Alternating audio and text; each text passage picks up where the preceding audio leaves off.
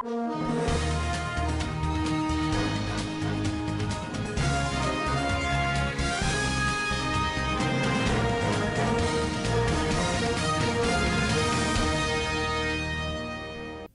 there is the first trial for alleged Tinubu coup plan. Ex-Minister Alison Madueke's corruption trial stalled. Ondo records 336 drug arrests. On business news, Dangote refinery hikes gantry petrol price to 799 naira. On the international scene, UN launches $852 million aid plan for Somalia amid deepening crisis. Sports update. Chukwueze praises silver for Fulham goal. Hello and happy to have you join us on the SVTV News. My name is Musa Alhaji Mohammed. Nigeria's military said it will try several officers over an alleged plan to oust President Bola Tinubu last year, acknowledging a plot the government had initially denied. Despite official denials, sources across the federal government and military had told AFP they were arrested over a coup plot. Major General Samaila Uba, a spokesman for the Defense Headquarters, said in a statement on Monday, the Armed Forces of Nigeria, AFN, that investigations into the matter have been concluded. No date has been given for the trials. The officers could face the death penalty if found guilty, according to legal experts. It could be recalled that in October, the military said 16 officers had been arrested over issues of indiscipline. The Police Service Commission and the Nigeria Police Force reports that no fewer than 400,000 Nigerians have applied for 50,000 police constable positions nationwide. However, the recruitment exercise has been extended by 2 weeks, following low application numbers from some states, including Lagos. The extension was announced in a statement issued on Monday by the PSC's head of protocol and public affairs, Mr. Toti Kalu. He also called on state governments, local government councils, socio-cultural organizations, religious bodies, and community leaders to intensify mobilization and sensitization efforts to encourage eligible candidates to apply. The corruption trial of a former petroleum minister, Dizani Alison Madueke, in London had its start delayed on Monday for legal and technical reasons, lawyers said. The 65-year-old, who is the first female president of OPEC, faces 5 counts of accepting bribes and 1 count of conspiracy to commit bribery related to her time as Minister of Petroleum Resources between 2010 and 2015, when Goodluck Jonathan was Nigeria's president. Alison Madueke is accused of accepting financial or other advantages from individuals linked to the Atlantic Energy and SPOG petrochemical groups between 2011 and 2015. Other accounts allege she received bribes, including school fees for her son, products from high-end shops such as Harrods and Louis Vuitton, and further private jet flights. The National Assembly is set to resume plenary Monday, with lawmakers focusing primarily on the examination of President Bola Tinubu's 58.47 trillion naira 2026 budget proposal and key amendments to Nigeria's electoral framework. Senate leader Senator Opeyemi Bamidele said both the Senate and the House of Representatives would also fast-track the ongoing review of the 1999 Constitution, promising that the final document would be ready for transmission to state assemblies before the end of the first quarter of 2026. Speaking in Abuja on Monday, Bamidele revealed that committees across both chambers had already begun scrutinizing the revenue and spending components of the 2026 budget, submitted by the President to a joint sitting of the National Assembly on December 18, 2025. Borno State government has finalized arrangements for the voluntary repatriation of more than 3,000 Nigerian refugees from Chad, Cameroon, and Niger republics to their ancestral homes after 11 years.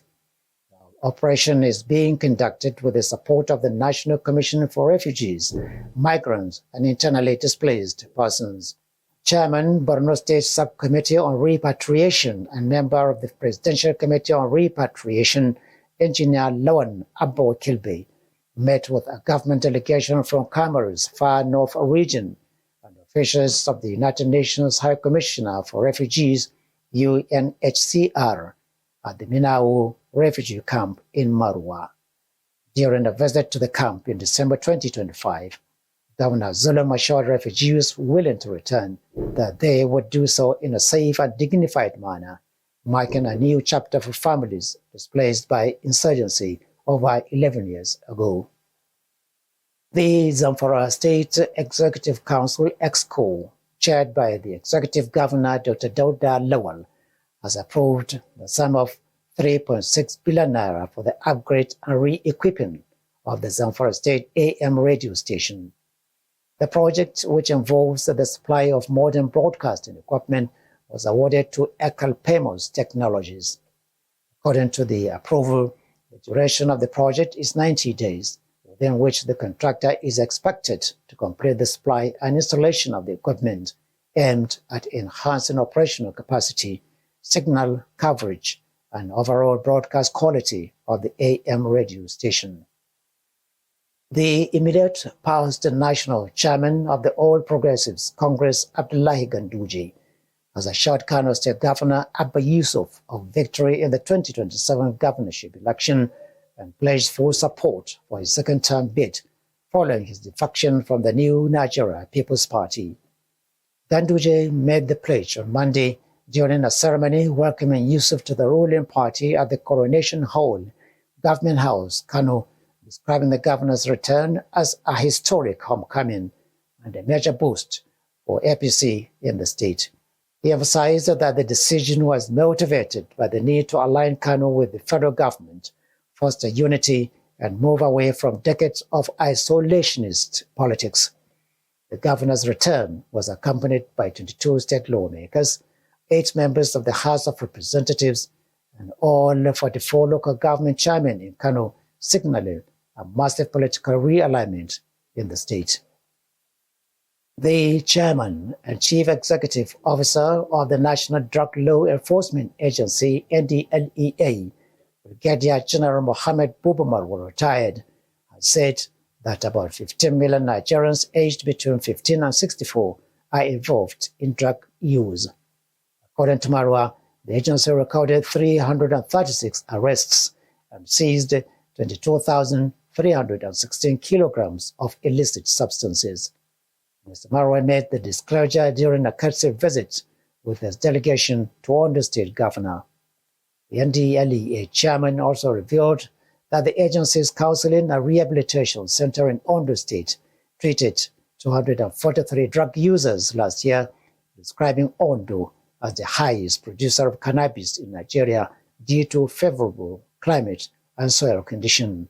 In his response, Governor Ayeda Tiwa commended Marwa for personally leading the program rather than delegating it, describing the move as a demonstration of commitment to curbing illicit drug cultivation, production, trafficking, and consumption. Now to business news.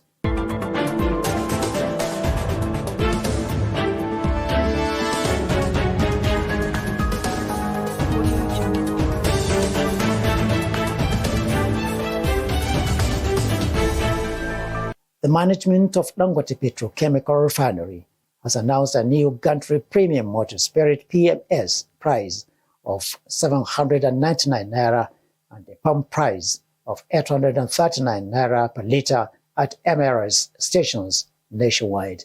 For this story, let's join Abdul Karim Suleiman.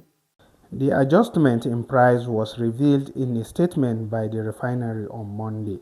The development follows the previous gantry price of 699 naira per litre and the 739 naira pump price announced ahead of the last Yuletide celebration. The refinery, however, reaffirmed its commitment to market stability and uninterrupted nationwide production supply. Also in the business news, after recording strong peak season operation with aircraft operating near full capacity, domestic airlines are now lamenting a sharp drop in passenger load factors, a trend already translating into significant revenue losses. Speaking on the development, Airline Operators of Nigeria noted that from late January through February, airlines are expected to operate with very low passenger demand, describing the period as a low season for the industry. The chairman of the United Nigerian Airlines, Professor Obiora Okonkwo, also the spokesman of the AON, disclosed that most local carriers are currently flying at a loss due to the drastic fall in passenger traffic. He stressed that misinformation has led to unfair criticism of airlines, insisting that carriers do not block portals to manipulate price. And now to the international scene.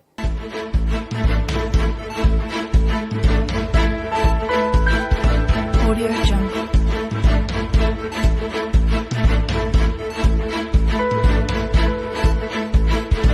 Audio Jungle.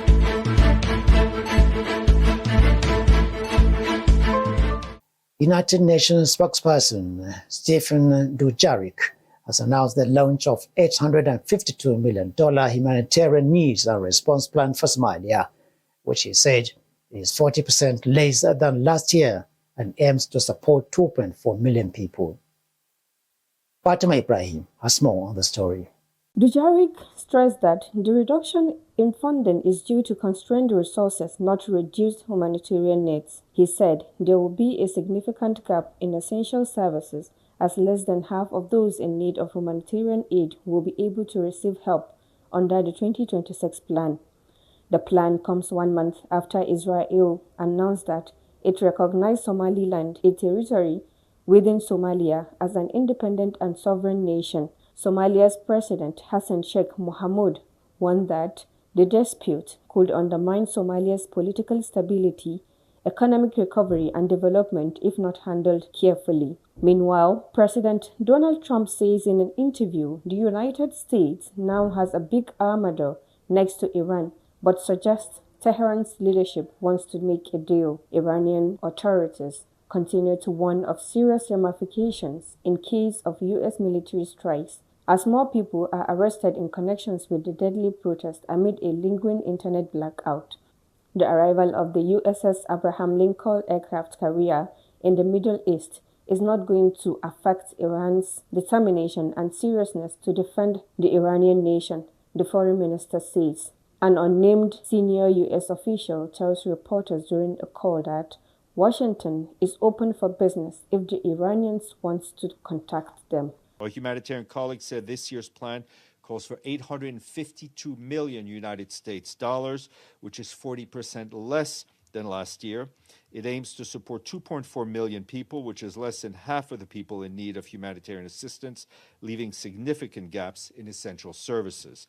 Our humanitarian colleagues stress it is important to note that this reduction in the funding we're appealing for is due to constrained resources, not reduced humanitarian needs. The launch comes at an unprecedented time for Somalia, with funding shortfalls squeezing humanitarian programs just as the country faces a severe drought. Our colleagues warn that without urgent and scaled-up assistance, the combined prolonged drought, livelihood collapse, displacement, disease outbreaks, and reduced humanitarian aid will worsen food insecurity, water shortages, and health risks will increase.